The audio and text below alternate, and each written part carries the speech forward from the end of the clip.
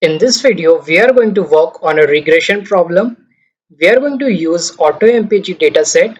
Let's go to the official website and check the description. You can get the dataset on this page, UCI Machine Learning Repository. These are the description of the dataset. Number of instances 398, number of attributes 8, missing values yes. The data concerns city cycle fuel consumptions in miles per gallon, which is MPG. These are the attributes of the dataset: MPG, cylinder, displacement, etc. We have to predict the value of MPG based on all these independent variables such as cylinders, displacement, horsepower, weight, acceleration, model year, origin, car name. We have to import all the important libraries which are required for model building such as Matplotlib, NumPy, Pandas. We will import these libraries. Next, we are going to import TensorFlow STF. From TensorFlow, we are going to import Keras, and from Keras, we will import layers. And from layers.experimental, we are importing preprocessing. This is used for normalization to preprocess our data. Next, we have to download the data from the UCI machine learning repository. We are making a variable URL and we are storing the URL of that data set here. We are making a variable column names and we are defining all the columns names which are available. The first column is MPGs, second cylinders, displacement, etc. And once we have stored URL in column names, we are going to read this using pandas read underscore CSV. Now once we have imported a data and it is stored in the variable df, we can check how many rows and columns are there. There are total 398 rows and 8 columns. We are going to see the top 5 rows of our data set. These are the top 5 rows, and as we have seen above, there are 8 columns. We can count 1, 2, 3, 4, 5, 6, 7, 8. There are 8 columns. These are the top 5 rows. Now we can also check the bottom 5 rows using the method df.tail. Now we want to check whether there are missing values in our data set. We can see that the variable horsepower contains 6 missing values and we need to drop these missing values. So in the next step, we are going to drop missing values. We are going to use the method df.dropNA and we will drop all the missing values and again store the data frame in the variable df. Now there are no missing values. We can confirm, we can check again here. Now after running this, we see that in the column horsepower there are no missing values. We can also check the data types. Let's check the data types. These are the data types of our columns. MPG is float 64, cylinders integer 64 and origin integer 64. Now origin is a categorical variable and we are going to check the unique values present in our variable origin. There are 3 unique values, 1, 3 and 2. Since this is a categorical variable, we are going to transform it into a categorical variable and we will give each category a different name. Since our variable origin is a categorical variable, we are going to make it into a one-hot encoding. We are going to make 3 new columns out of our column origin, and wherever the level is 1, we will say it is USA, for 2 Europe, and for 3 Japan. Now once again we will check the head of the data set and we are going to get 3 new columns: first USA, second Europe, and third Japan, because we have done a one-hot encoding and one-hot encoding produce new columns. Let's see. These are the 3 new columns: USA, Europe, and Japan, and the values are 1, 0, 0. So when the actual value is 1, it will be USA, and both the other columns Europe and Japan will have 0 values. If you see here, origin, first one is USA, So here we have USA. Now we are going to split the data into train and test, and we are using the method sample fraction is equal to 0.8. We want 80% for training data set, and we are storing the variable train df, and the rest 20% will be stored in test df. And here random in random state you can give any number here. So we have split our data into train and test. Now we are going to check the shape of our new data, which is train and test. Now here we see that in our original data set there are 392 rows and 10 columns, because these three columns have come now, so it has become 10. In training set we are having 314 rows, which is 80%, and in our test set we are having 78 rows, which is 20%. Now we are going to get the descriptive statistics of our training data set. This is the descriptive statistics. This is the count, that is the total number of rows for MPG, the mean value in MPG, the standard deviation of MPG, minimum value 25% is first quartile, 50% is median, 75% is third quartile, and this is the maximum value. We got the statistics for all our columns, MPG, cylinders, displacement, and etc. This is for training data frame. Similarly, we can get the statistics for test data frame, and this is the statistics for test data frame. For MPG, there are total 78 rows in our test data. The mean is 23.99, standard deviation 8.13, minimum value is 9, 25% is first quartile, 18%, 50% is median, 24, 75% is third quartile, 29, and the maximum value is 44. Now we are going to separate the features and labels. So in our train features we will have all the independent variables, and in our test label we will only have a dependent variable. Our dependent variable is MPG. This is our dependent variable. We have to predict the value of MPG based on all these independent variables: cylinders, displacement, horsepower, weight, acceleration, model year, USA, Europe, Japan. So we are splitting the features and labels. First we are making a copy of our training data set, and then we are storing the feature values in train features. Similarly for test features. So we have done with our train and test labels. Now we can check the top 5 rows of our training features. This is our training data set, and this data set will not contain our label, that is MPG. So in this data frame you can see that all the variables are there: cylinders, displacement, horsepower, weight, acceleration, but the variable MPG is not there, because we are going to predict MPG based on all these independent variables.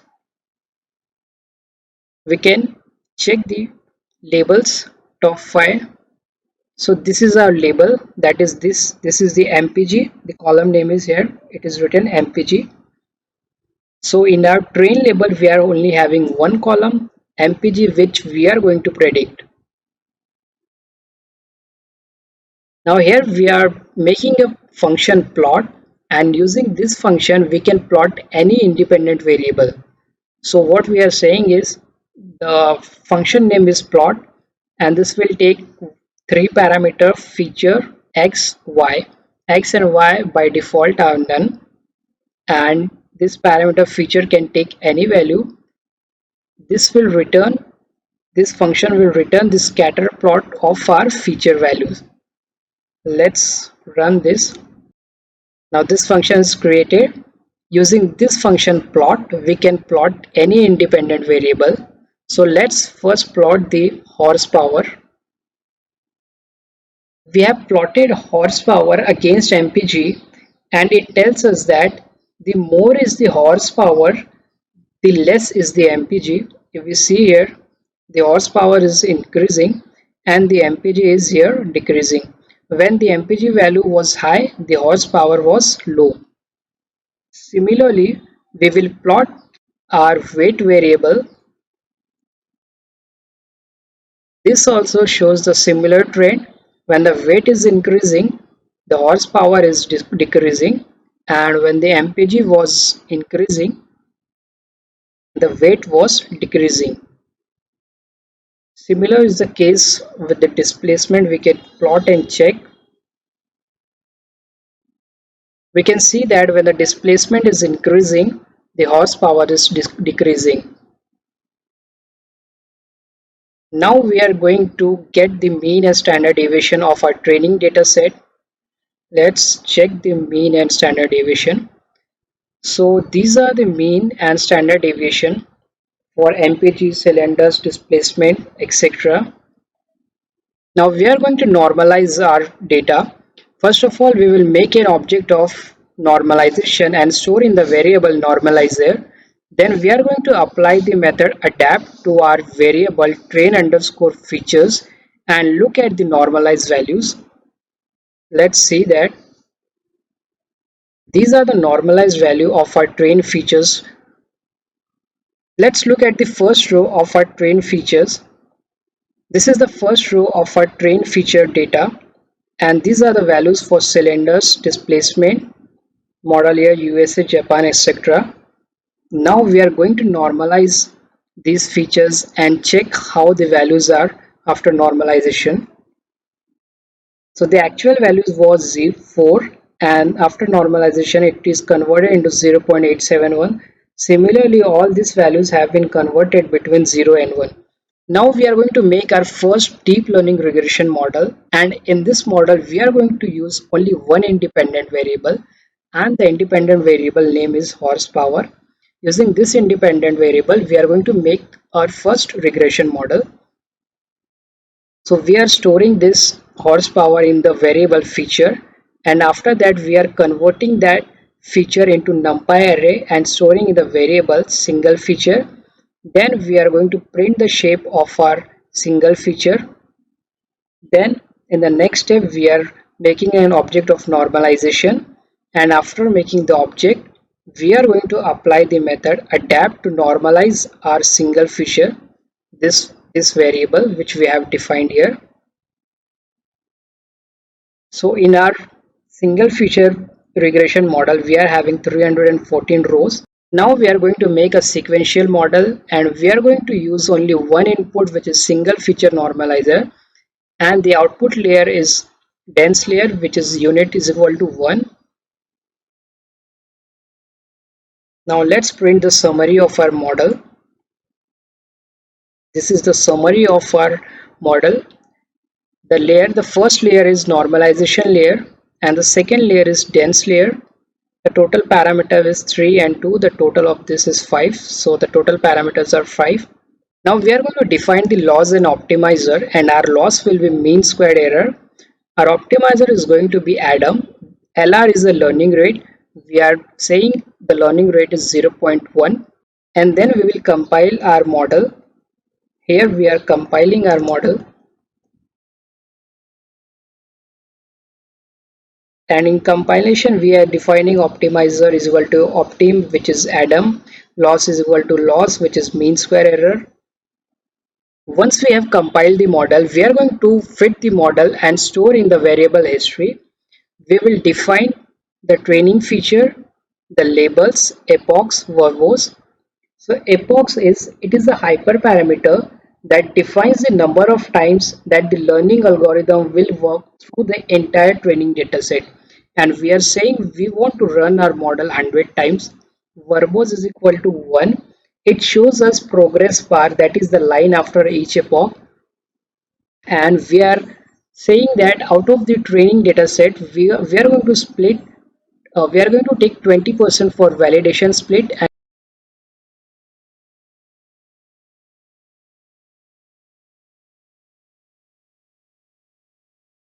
you can see this line. So when we defined verbose is equal to 1, we got this line after each epoch, and epoch was the number of times our model will run. So from 1 to 100 it will run. In the first step we see that the loss was very high, 594, and the validation loss was also very high, 594. And after each epoch we see that the loss was decreasing, After 50 epoch, the loss came down to 27 and the validation loss also came down to 27. And after 100 epoch, we see that the loss has come to 24 and the validation loss is 23. Now we are going to evaluate the model. We will evaluate on the test data set. Let's do that. So our loss on test data set is 20% and our loss on training data set was 24%. Both of them are close to each other. We can make predictions on our new data. We are going to make a variable x and we are defining data points from 0 to 250, and once we have stored the values in our variable x, we will predict x and store in the variable y, and then we are going to plot the actual versus the predicted. These are the actual data points which are in blue colors, and this line black one is the predicted line. We can see that some of the points are close to the predicted line while some of the points are far from the actual lines. This is a linear regression model with just one independent variable, and that's why it is a linear. That's why we got the line as a linear. Now we are going to use activation functions which can work on non-linear problems. For that we will use the activation function ReLU. So we are now defining a deep neural network. In this neural network, we are not just taking the one layer, but we are taking more than one layers. The first layer is single feature normalizer. The second layer is the dense layer, and we are giving 64 neurons. The third layer is a dense layer with 64 neurons. The activation function is ReLU, and this is the output layer. Now we are going to compile our model, and during compilation we are defining the loss and optimizer. Our optimizer is Adam. Now we will print the summary of our model. We can see that the first layer is normalized layer, the second one is dense 1, the third is dense 2, fourth is dense 3. This is a fully connected deep neural network. Now we are going to fit the model. Let's check at the loss. Initially the loss was 595 and the validation loss was 609. After 100 iteration, the loss came down to 19% and the validation loss came down to 23%. We can evaluate our model. So the loss on test label, our test data is 13%. We can make some prediction using this new fully collected deep neural network. We are going to store some values in x and we will predict x and store in the variable y. Then we will plot the actual and predicted values. Now we see that these blue dots, here it is written data, these are the actual values, and this line is the predicted line. Now you can see one thing here. After applying the activation function, this line has turned into a curve here. This is no longer a linear line, and this happened only because of our activation function ReLU. Now we are going to make one more model. In this model we are going to consider all the independent variables. Let's do that. Then in the next step we are going to compile our model, and in compilation we are defining optimizers, that is Adam, the loss. We are defining everything here similarly what we have done above. Then we are going to fit the model.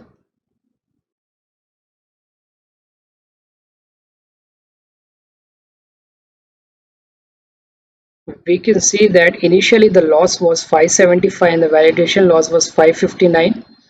After 100 iteration, the loss came down to 11% and the validation loss came down to 10%. We will evaluate it on our test data set, and the loss on the test data set is 10%. This was a complete tutorial on regression in deep learning. I hope you enjoyed the tutorial. Please subscribe to my channel. Thank you for watching.